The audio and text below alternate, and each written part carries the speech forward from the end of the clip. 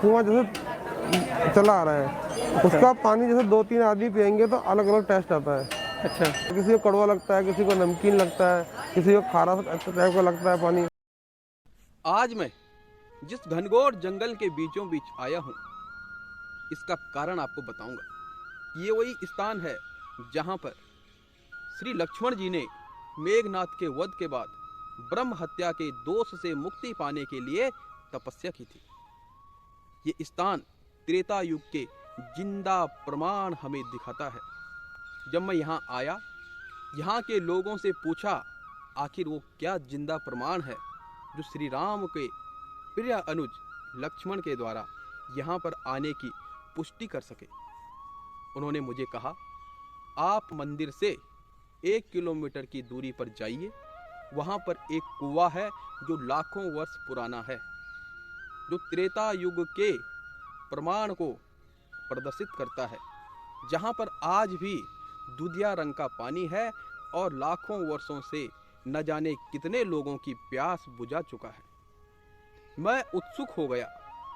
मैं अकेला था, लेकिन फिर भी मैंने मन में ठानी कि मैं उस कुएं तक जाऊंगा, उसके दर्शन करूंगा। इसलिए अभी जंगल के बीचों बीच से इस ब्लॉग को बना रहा हूं और आपको भी लाखों वर्ष पुराने उस कुएं को दिखाना चाहता हूं।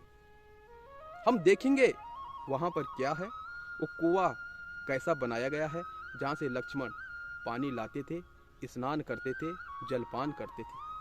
आज उस कुएं को हम देखने वाले हैं। इस स्थान के बारे में भी आपको विस्तृत ढंग से परिचित करवाऊंगा। आप भी यहाँ आने के लिए उत्सुक होंगे। देवभूमि उत्तराखंड एक अलग ही महत्व रखती है। देवभूमि उत्तराखंड युगों युगों से न जाने कितने लोगों के लिए वरदानी साबित हुई है। इस पवित्र भूमि में न जाने कितने ऋषि मुनियों ने तपस्या करके अपना आत्म कल्याण करवाया।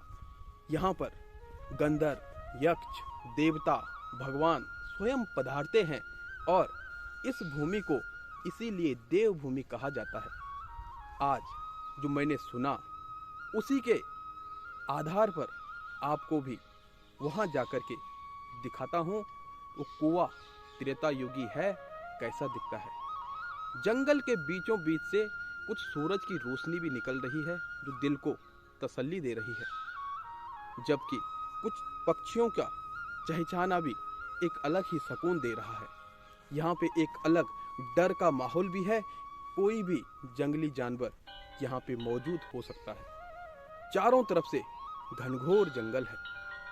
मंदिर से कुछ घंटे की आवाज सुनाई दे रही है, जिससे कुछ तसल्ली मिल रही है। मैं लगभग आधा किलोमीटर जंगल के बीचों बीच आ चुका हूँ और आधा किलोमीटर मैंने और आगे जाना है, जहाँ से आपको लाखों वर्ष पुराने त्रेता युगी उस कुएं को दिखाने वाला हूँ। तो रास्ता काफी डेंजर है और यहाँ पे बहुत ही सोच समझकर चलना पड़ रहा है। काफी डर का एक माहौल भी बना हुआ है लगातार। आप देख सकते हैं यहाँ पे किस तरह का एक अलग सा नजारा है और एक अलग सा सन्नाटा इस जंगल के बीचों बीच फैल रखा है। सच कहूं तो मेरी आवाज भी यहाँ पे गूंज रही है। मैं जो कुछ बोल रहा हूँ, इस जंगल के बीचों बीच सिर्फ और सिर्फ मैं हूँ और मेरे साथ कुछ जीव जंतु होंगे, कुछ पशु पक्षी होंगे, लेकिन दूसरा कोई इंसान फिलहाल यहाँ पे मौजूद नहीं है। इसलिए एक अलग सा भय का माहौल भी बना हुआ है और इस जंगल में कोई भी जानवर हो सकता है, इसलिए मैं यहाँ पे ज्यादा देर नहीं रुक सकता हूँ। रास्ता बड़ा ही विकट था। मैं रास्ते पर चलता जा रहा था। कुछ पंछियों की चहचहाट सुनाई दे रही थी। कहीं दूर से ट्रेन गुजर रही थी और उस ट्रेन की आवाज से कुछ सुकून मिल रहा था। घनघोर जंगल के बीचों बीच कहीं कहीं से सूरज की रोशनी टिमटिमाती हुई नजर आ रही थी। अत्यधिक बारिश होने के कारण रास्ते पर मिट्टी फिसलन भरी थी और उबड़ खाबड़ रास्ते पर मैं लगातार आगे बढ़ रहा था। जंगल के बीचों बीच एक अलग सा डर बना हुआ था।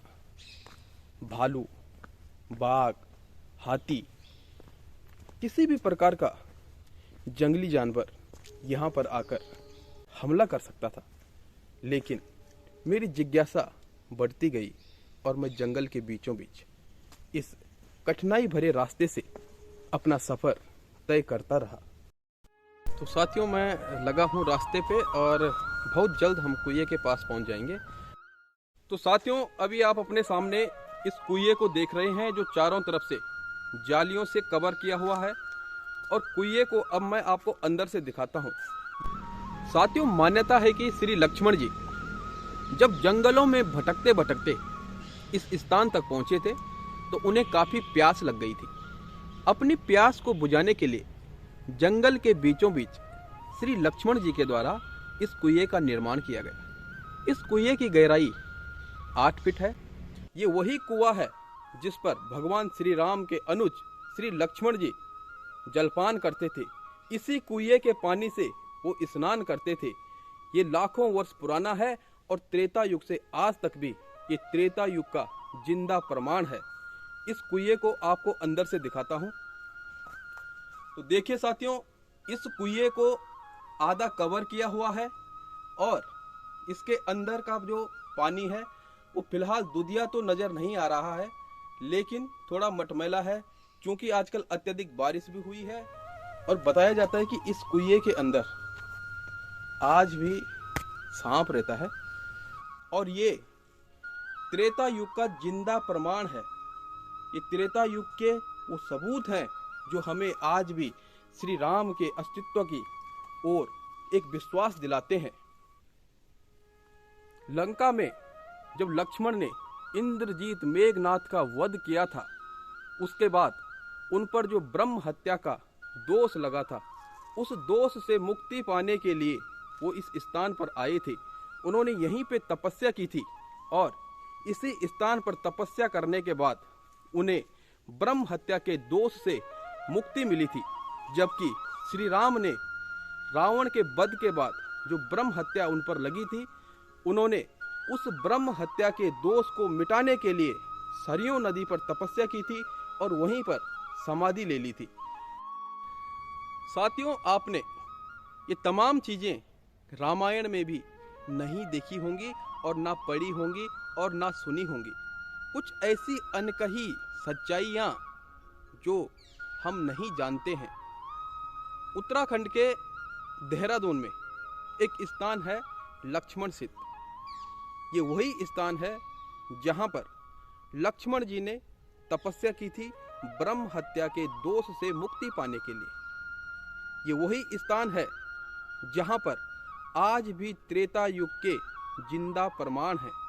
ये वही स्थान है जहाँ पर आज श्रद्धालुओं की भीड़ देखने को मिलती है और एक अलग ही विश्वास उनके हृदय में श्रद्धा के रूप में उमड़ता रहता है।